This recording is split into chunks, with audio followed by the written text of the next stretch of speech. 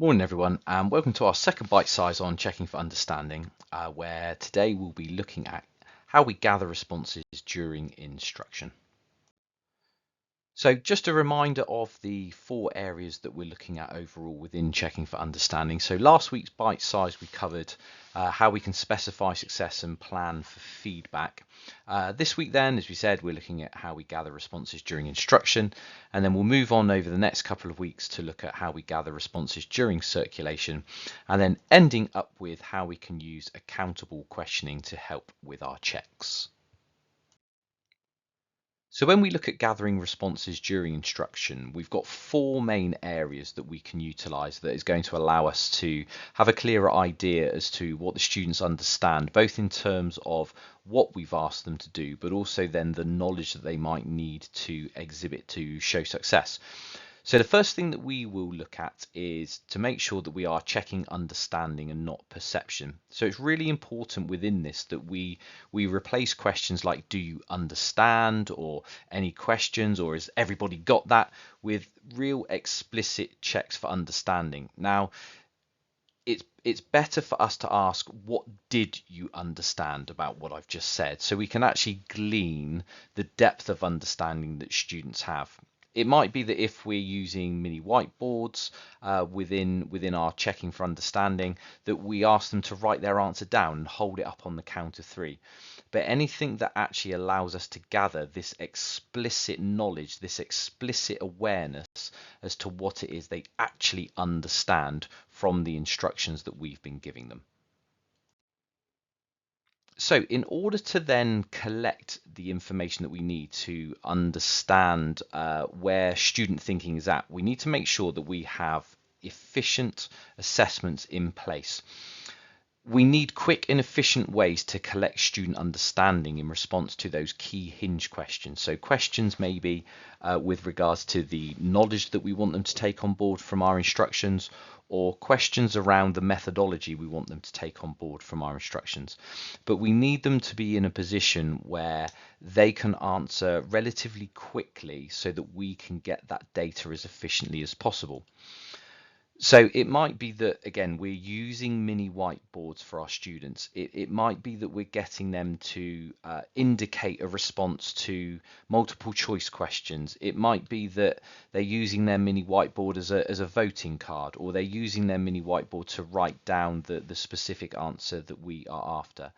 Either way, though, we need to make sure that we train them how to respond in time so that we can get the most effective data as possible. So it might be that we get the students to cover their answers before holding them up. You know, we count down from 3 to 1, and then they hold their whiteboards up. This ensures that the students aren't copying each other's answers, and again, it just reinforces that the data that we're collecting is as clear as possible, but is also as representative as possible for all of the students' understanding. And then finally, it might be that we just need to specify a confusion signal. So if they don't understand the question, or if they're not too sure how to respond, how can they tell us that they don't understand? Now, this could be as simple as just writing a question mark on their whiteboard, and when they hold their board up, if there's a question mark there, we know that there is a lack of understanding from that student in terms of what it is either we want them to know or what it is that we want them to be able to do. So when we've got the responses from the students on their whiteboards, voting cards, however you are going to go about it, we need to make sure that we are scanning the room and that we are sampling the students as well. Now, when we're scanning, we need to make sure that we scan systematically so that we can see all of the responses in front of us. So whether we go from left to right or back to front, make that habitual so that you can check all of the students' answers when they're using these kinds of finger voting methodologies or mini whiteboards or any other similar display of understanding.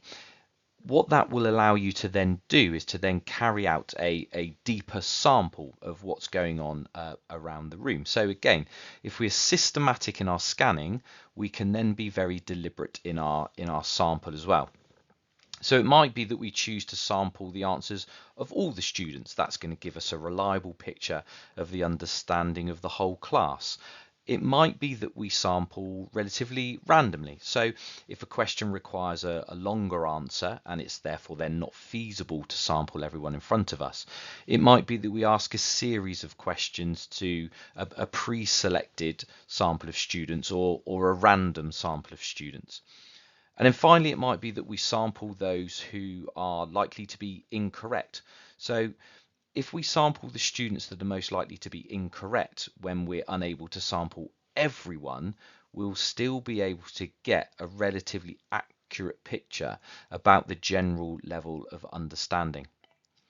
And then finally, within this bit, it's really important that we positively narrate the responses. So any response that we get from any student, start to highlight the elements of disciplinary literacy that they're using. Start to highlight the fact that they're using full sentences in their responses. Highlight any success criteria that either is being used in a response or any success criteria that that response then starts to meet as well.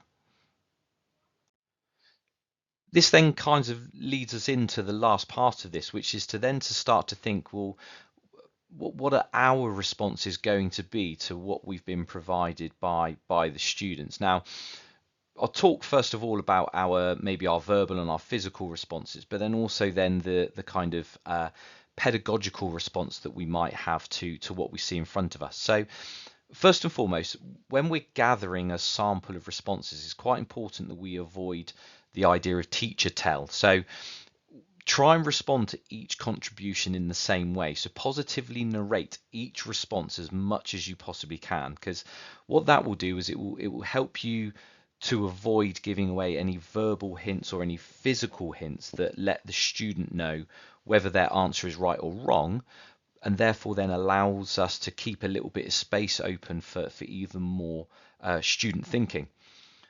What we can therefore then start to do is that even when the answer is correct, we can ask, are you sure, or what else?